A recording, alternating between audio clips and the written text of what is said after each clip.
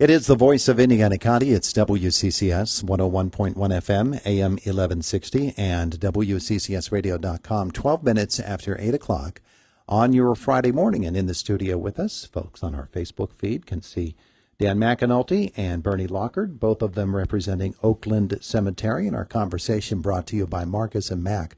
Voted Best Personal Injury Law Firm in the Best of Indiana County contest. Marcus and Mack, a law firm representing injured people. We already know that it's a special place. I mean, we've had the folks from Oakland Cemetery on with us recently and talked about some of the wonderful new features there.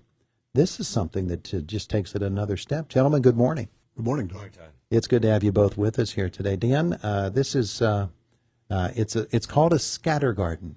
Correct. And what a wonderful concept. Yeah, you know, we had this old maintenance building that was just becoming run down, needed a new roof, and a little over a year ago, the board, we sat down and we're talking about options, and we recognized that, believe it or not, statistics are 1 in 4 homes have some cremated remains or somebody's urn somewhere in their home, and we realized there was a need for families that were unsure what to do with some of these cremated remains or these ashes, and we did some research. We actually got the idea from a cemetery in New Mexico. Oh yeah, it was a webinar with some other cemetery managers, and they had huge success because they realized the community there was a large need for people that just were uncertain what to do with these ashes. And so, long story short, we talked to the board. We met with some hardscape, some landscapers to develop this scatter garden. Yeah, landscape, benches. It's a really nice, peaceful, quiet area in the old section of the cemetery. We just felt that this would be another great asset to the cemetery and to the community for giving families just more options on what to do for a final resting place for their loved ones. Bernie, I would guess that this was a really easy decision to make by the board. Yeah, it was. Not near as expensive as a project as the flag that we recently installed, but it was an area of the cemetery that needed some attention. Like Dan said, the building was dilapidated. It hadn't been used for years. And it's a section of the cemetery where it's hard for us to get equipment in to do much else with. The roads are real narrow. The lanes are real narrow. And so just a natural thing for us to do. And we felt there was a need for the area. We only know of a small scatter garden in Evansburg at a cemetery. Other than that, we don't know of any cemetery in the at least within a 40-mile range that has a feature like this. So you looked at the one in New Mexico that Dan mentioned, and I'm sure that as your research lengthened, you find out that it's not all that uncommon to have scatter gardens, just not very common here. Right. There's a misconception that it's illegal to spread ashes, and it's not. It is legal as long as it's on land that you have permission to do so. So anyone is welcome to come and use this scatter garden. We actually aren't even charging anybody to spread ashes in the garden, so it's just a place for them to dispose of those ashes in a respectful manner. Yeah. We do have a sidewalk that surrounds the garden, and you can purchase a brick with the person's name and birth and death year if you want, and that puts you into our digitalized records as well. But it's generally no charge at all to come in and spread ashes there. It's open permission. Yeah. Dan, take, me inside the scene. I'm sure that there are people saying, well, how do I go about it? Right. Do I just take them by the handful and literally scatter them? Do I pour? How do I do it?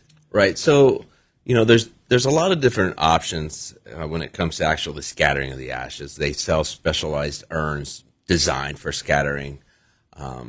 But it doesn't have to be elaborate or real intricate. You can just, when you receive the cremated remains of a loved one, oftentimes basically the cremains are in a box essentially. So it can be as simple as opening the lid and then just peacefully to disperse into the ground. So what we have is 2 cherry trees. in the middle of the scatter garden, and surrounding by those are some landscaping rocks and stuff, and that's where the cremains are intended to be spread. And the other thing is we just want to make sure that the community knows if anyone needs any assistance, they can reach out to the office, they can reach out, give us a call. I'll be more than happy to go out and assist families. The nice thing is, like Bernie said, if a family's uncertain what to do with these ashes, they can take them to our scatter garden, and it's just a nice final resting place where that the area is going to be maintained and preserved for years to come. We have 6 benches around the perimeter of the garden, so it's just a great place for reflection. And it's, even though it's, the beauty about Oakland is it's right in Indiana, like in the heart of the Indiana, right next to the campus, right next to the Martins, but when you enter inside there, with all the landscaping and the trees, it's just a real nice, peaceful area for families to come and reflect and have this opportunity. Because the truth is, it's very aftercare life. Expenses are just astronomical. Yeah. So what we wanted to do was give the community a nice alternative option. Because that's one of the biggest reasons why people don't spread or don't know what to do with them, because it's super expensive to buy mausoleum space or in-ground burial. So this is just a nice option. And like I said, it's new for everybody. It's new for us. It's new for the community.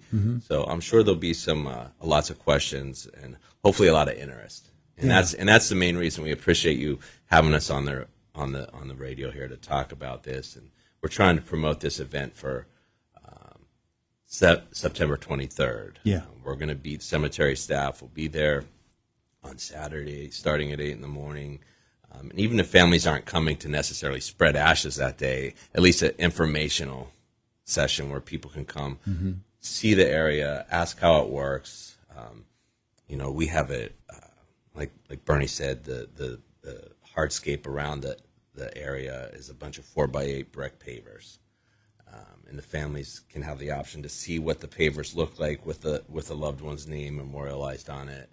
And if they want to make arrangements to set up a time to come and actually spread ashes outside of that day, it's not going to necessarily be by appointment, but we can definitely reserve some time if the family wants to come and have a small ceremony or service. So the biggest thing, like I said, at Oakland is we're wanting families to have multiple options for finding a special place for their loved ones. I can see families wanting to mingle together the ashes of family members who have passed on, and maybe they've had these ashes, and a surviving spouse eventually does pass away, and they can mingle them together, and and parents and children together, and all of that, and to have that. And you're right, and Bernie, you can back this up as well. When you have occasions such as that, we've had them in our family, where you scatter ashes. It becomes a very emotional time, and to have that opportunity that is separate from a more traditional burial, it really turns it into a special occasion and a lifelong memory for families. Absolutely. And Todd, there's people that'll can actually spread ashes somewhere else. Someone spreads their ashes at their hunting camp, for example, but they still want a place to come and sit and think about their loved one, and they can, whether the ashes there or not, they can purchase a brick with a name and all that on there to give them a place to come and reflect on that person's life.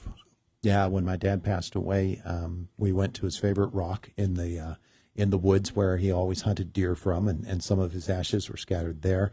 Some were scattered in another place on the farm. Some were scattered with his parents' graves, and families do that. Right. And that's certainly an option. If you don't have, there's no rule that says you have to spread all of the ashes in one location. So that would be a perfect example where somebody could bring just like a small keepsake urn with some of the ashes and spread just some there. And then the other thing is, it's a nice to have, if for family history, etc., that, okay, we could look back 50 years from now and you could get on our website and find out that the the cremated remains of whoever, whatever individual, and they'd be in our system, in our database. People will have a place to come. And that's the nice thing about the scatter garden is everyone grieves differently. So when you have those ashes in your home, friends and other family members, they're not going to come knock on your door, to pay their respects, so to speak. So the scatter garden is a great opportunity just to let families know, hey, we took some of the cremains or all the cremains of whoever, and they're at the Oakland Gardens Scatter Garden. Yeah. You know what I mean? And so, the pavers are a wonderful idea as well, because in that 50-year time span or 10 or 20 years when somebody, especially as young folks grow older, they want to know where their family member is interred and might not be interred, but at least they know that this is where the ashes were scattered.